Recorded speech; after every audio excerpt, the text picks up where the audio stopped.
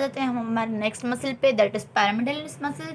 ये एक छोटू सा ट्रायंगुलर किस्म का मसल होता है और इसकी अब ओरिजिन आप यहीं से देख सकते हैं कि कहाँ से हो रही है। प्यूबिस के एंटीरियर सरफेस से इसकी ओरिजिन हो रही है और इसकी इंसर्शन भी देख सकते हैं। ये लीनिया एल्बा हमारे पास पड़ी है, लीनिया एल्बा पे इसकी इंसर्शन हो रही है। ठीक है, तो ये तो मसल बहुत क्लियर है। अच्छा, और ये मसल जो है ना हमारे पास ह्यूमंस में रूडिमेंट्री होता है बेसिकली। और एक और बात जो इसके बारे में सबसे मेन बात है वो ये है कि इसको हम लोग tensor of the Linnaea Elba भी बोलते हैं, बिकॉज ये मसल हमारे पास कहाँ पे अटैच्ड है, टू द लीनिया एल्बा। तो बेसिकली इसको हम लोग tensor of the Linnaea Elba muscle भी बोलते हैं।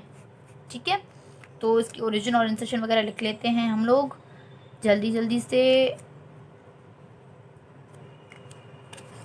ओरिजिन कहाँ से हो रही है देख लें आप लोग एक बार फिर से, प्यूबिस के एंटीरियर सरफेस से, और इंसर्शन कहाँ पे हो रही है, लीनिया एल्बा में। इसको हम लोग और क्या बोलते हैं, tensor of the Linnaea Elba.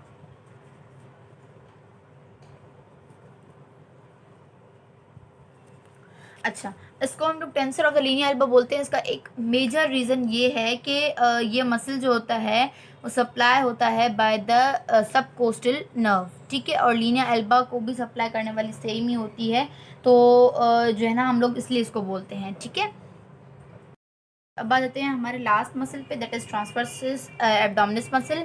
ये देख लें आप, ये हमारे पास ट्रांसवर्स एब्डोमिनस मसल है। ये बेसिकली रेक्टस शीथ की फॉर्मेशन में हेल्प करता है हमारे पास।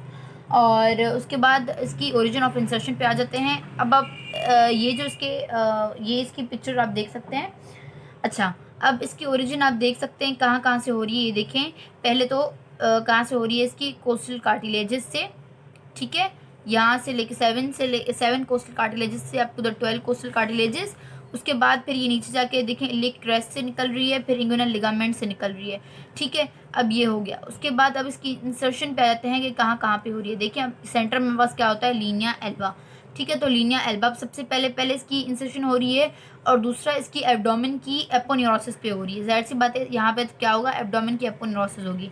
तो ये हमारे पास ट्रांसवर्सिस एब्डोमिनस मसल है। इसके बेसिकली फाइबर्स ऐसे जा रहे हैं, देखें ऐसे इसकी ओरिजिन इस साइड से हो रही है और ये इसके फाइबर्स ऐसे लीनिया एल्बा पे ऐसे इंसर्ट हो रहे हैं और कुछ भी नहीं है, यहाँ से निकल रहे हैं, ये सारी की सारी साइड से निकल रहे हैं और यहाँ पे जाके इंसर्ट हो रहे हैं। तो आप ऐसे ही दिमाग में बस आप फाइबर्स की डायरेक्शन याद रखें, आप लोगों को सारे के सारे मसल्स उनकी ओरिजिन इंसर्शन ऐसे ही याद हो जाएगी through the help of diagrams. ठीक है, या आप डायग्राम को एक बार याद कर लें अच्छे तरीके से। तो इसकी ओरिजिन आप लोग बिना देखे आप बता सकते हैं कहाँ कहाँ से हो रही है।